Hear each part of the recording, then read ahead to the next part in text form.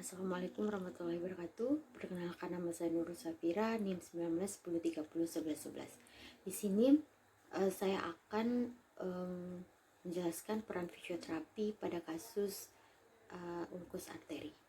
Nah, yang pertama itu ada problematika, kedua ada persiapan fisioterapi sebelum melakukan pemeriksaan fisioterapi, diagnosa fisioterapi, intervensi, dan edukasi kepada pasien. Baik, di sini saya akan menjelaskan yang pertama itu adalah tujuan fisioterapi. Nah, tujuan fisioterapi itu mencegah atau memanajemen adanya keterbatasan gerak dan fungsi. Kedua itu untuk mencegah terjadinya kontraktur atau kematian jaringan, penurunan ROM, dan fleksibilitasnya akan menurun. Kemudian untuk problematikanya yaitu ada kegagalan fungsi katup arteri yang kemudian itu lukanya luas, dangkal, atau terasa nyeri. Yang ketiga itu ada sensitif bergerak. Kemudian ada persiapan fisioterapi sebelum melakukan pemeriksaan itu.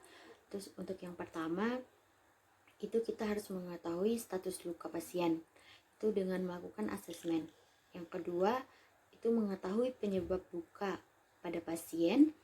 Yang ketiga itu memahami potensi keterbatasan gerak dan fungsi atau akibat luka dan efek terhadap anggota tubuh lain. Kemudian yang keempat itu planning atau intervensi fisioterapi. Baik, seperti yang kita lihat untuk skenario A itu seorang laki-laki berumur 45 tahun dengan datang ke fisioterapi klinik umum itu dengan keluhan luka bengkak, merah, dan bernanah pada telapak kaki bagian kanan. Nah, terjadinya itu seminggu ini. Kemudian luka itu muncul karena tersandung sejak 3 bulan yang lalu. Nah, kemudian dirasakannya itu semakin melebar. Nah, 2 bulan yang lalu itu pasien terjatuh dari pohon mangga dan tidak dapat menggerakkan kakinya. Dan riwayat ibunya itu mengalami diabetes mellitus. Nah, kemudian pada pemeriksaan didapatkan untuk tekanan darahnya itu 120/80, temperaturnya itu 37,2 derajat Celcius.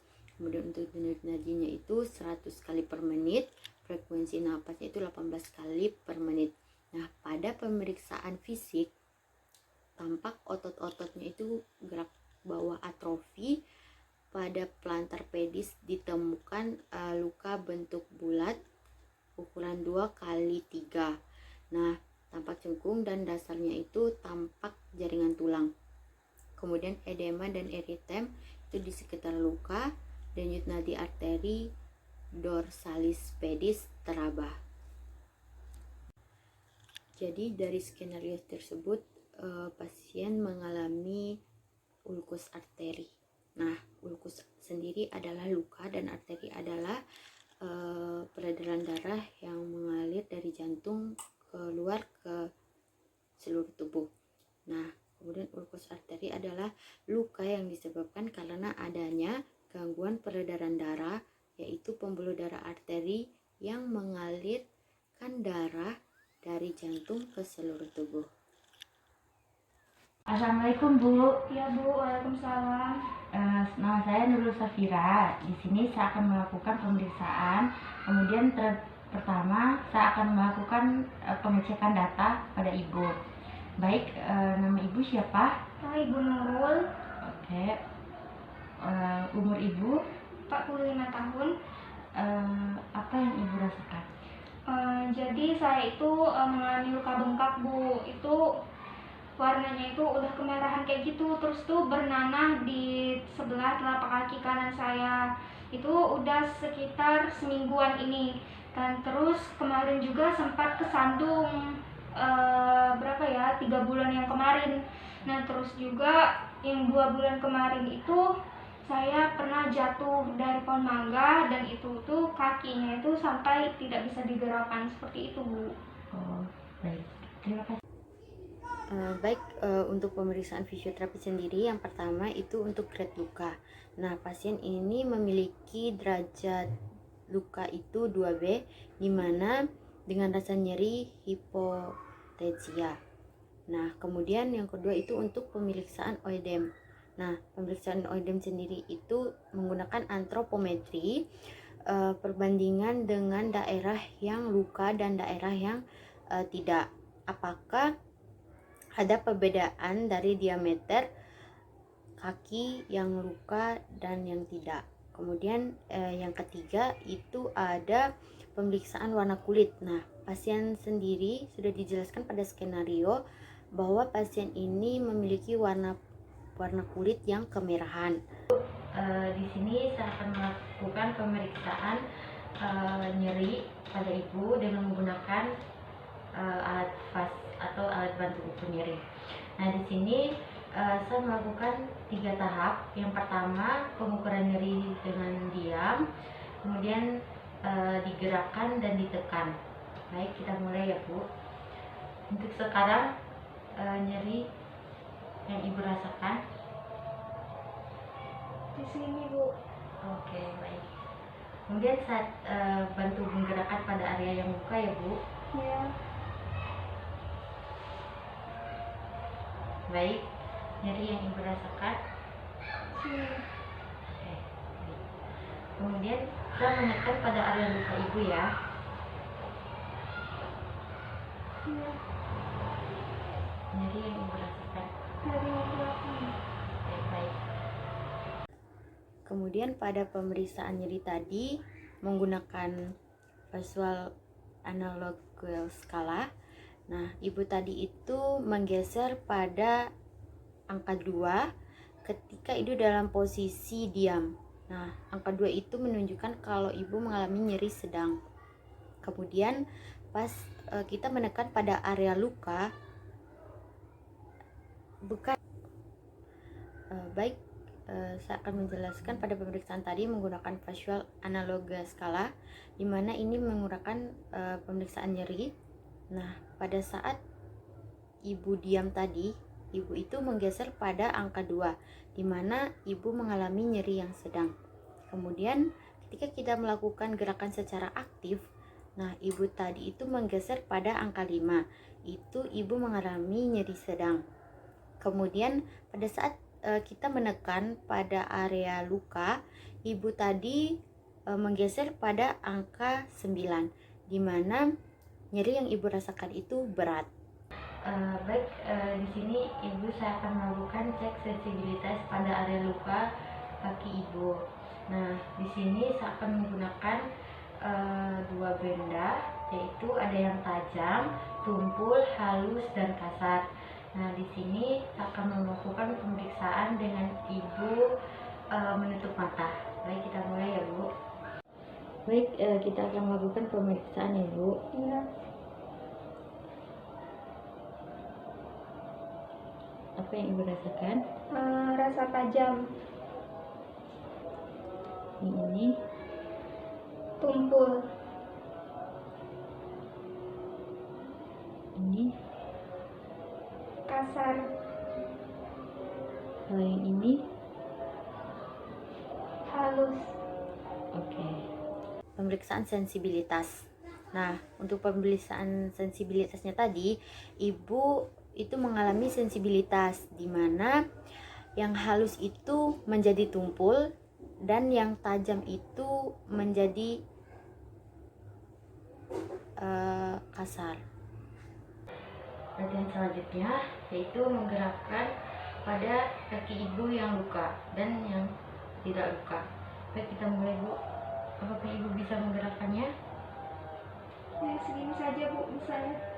Oke, baik. Saya bantu ya, Bu. Iya. Pelan-pelan, Bu. Oke. Baik, coba diangkat ke sana, Bu. Oke, baik, Bu. Begitu aja, Bu. Iya. Oke, saya bantu ya, Bu. Iya. Oke, baik, Bu. Dan untuk hasil MMT, nilai kekuatan otot pada pasien adalah 1, di mana yang itu adanya rasa kontraksi otot yang tidak adanya pergerakan sendi. ROM pada area kaki yang ibu yang luka dan yang tidak luka. Baik, kita mulai pada area ibu yang luka ya. Bisa digerakkan ke atas, Bu. Baik, bisa digerakkan ke bawah. Oke. Kemudian kita lanjut pada kaki ibu ya. Bergerak. Bisa gerakan ke atas, Bu. Oke. Bisa gerakan ke bawah, Bu.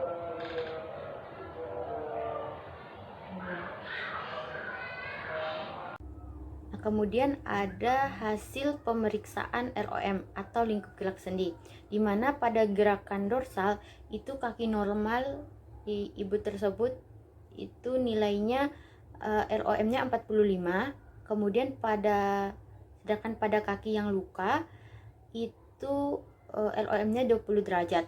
Kemudian pada saat gerakan pelantar untuk ROM kaki normal itu 20 derajat dan pada kaki yang luka itu 10 derajat. Nah, kemudian untuk pemeriksaan fisioterapi, di sini kita menggunakan konsep ICF atau International Classification of Function.